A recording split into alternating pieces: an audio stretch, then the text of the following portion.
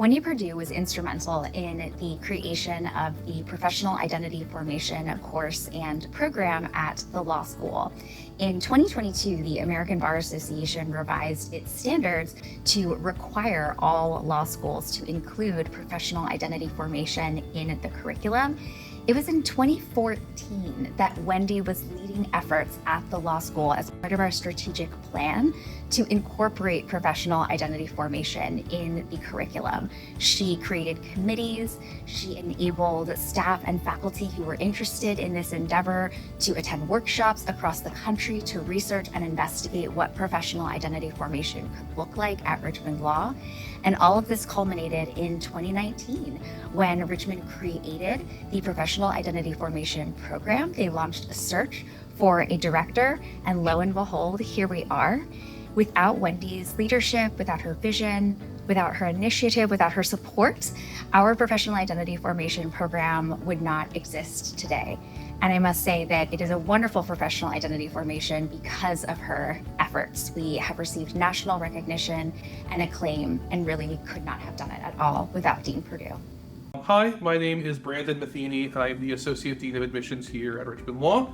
I also am an alumnus of the law school. I actually started as a student in August of 2011, so I've been here for about 6 weeks, shorter than Dean Perdue. She started in July of 2011.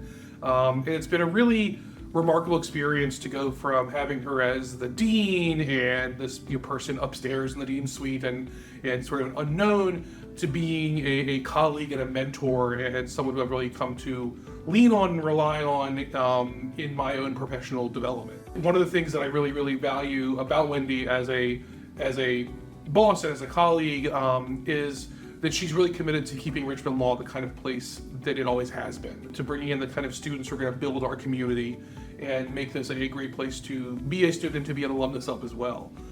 We have, every year there are lots of goals that we have in terms of statistics and class size and revenue and all these things that are sort of the big numerical reportables for admissions, but she never lets the heart and soul of this place go away. And in fact, she's told me many, many times that no one's statistics and no class's statistics are worth sacrificing who we are as Richmond Law. That's the most important thing.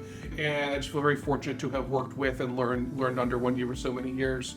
There's also a real personal side and a really supportive side that I think often goes unheralded. Something I like to think about was back in 2021, when we were coming out of COVID, there was a week here that the university had scheduled a staff appreciation week, and it happened to be during Passover. I'm Jewish, and one of the events was a bunch of food trucks, all of which, like most food trucks, had lots of fried things, none of which are allowed to be eaten on Passover.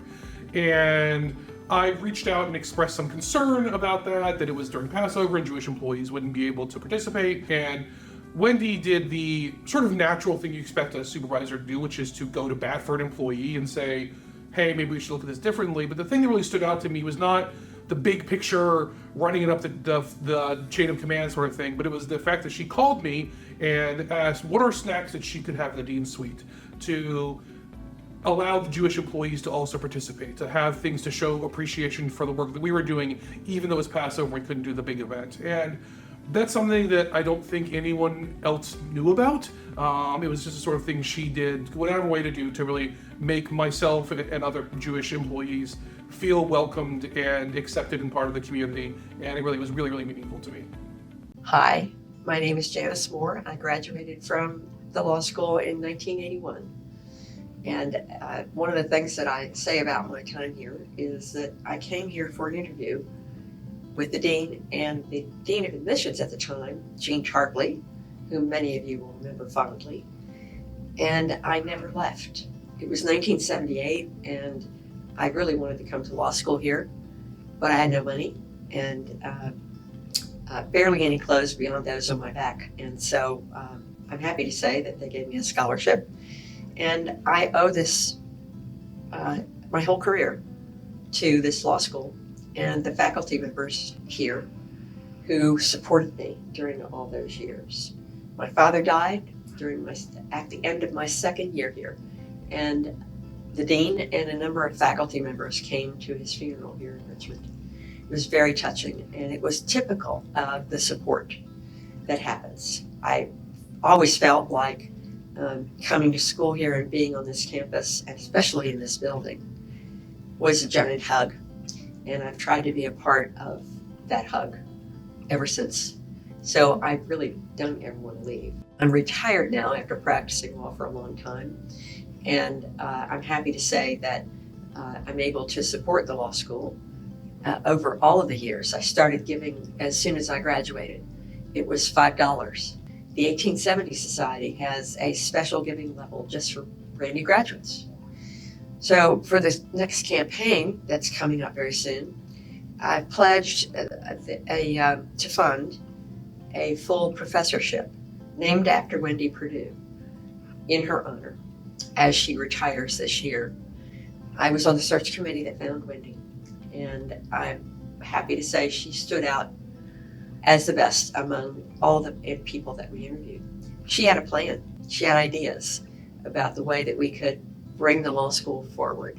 I'm happy to say that she came and she did it. She executed on that plan, adding a whole lot more things to it as she grew to know the law school better over the first year that she was here and the years after that. She talked to everybody, law school, faculty, alums, staff, spent an awful lot of time figuring out what things we could do, play to our strengths. And we've come a long way thanks to Wendy's leadership over these years. So as she retires, I was happy to be able to honor her by pledging to fund this professorship. And I hope that all of you will find a way to support the law school during the campaign, during giving days over the years, no matter what the number is. $5 is fine, but something to show that you're grateful for the years that you spent here, all the hugs you got, whether they were virtual or real, from everyone in this building. We're all here to encourage and to support you for your success. We were doing that while you were a student, and now that you've graduated, if you have, please try to pay it forward and keep it going. Thank you.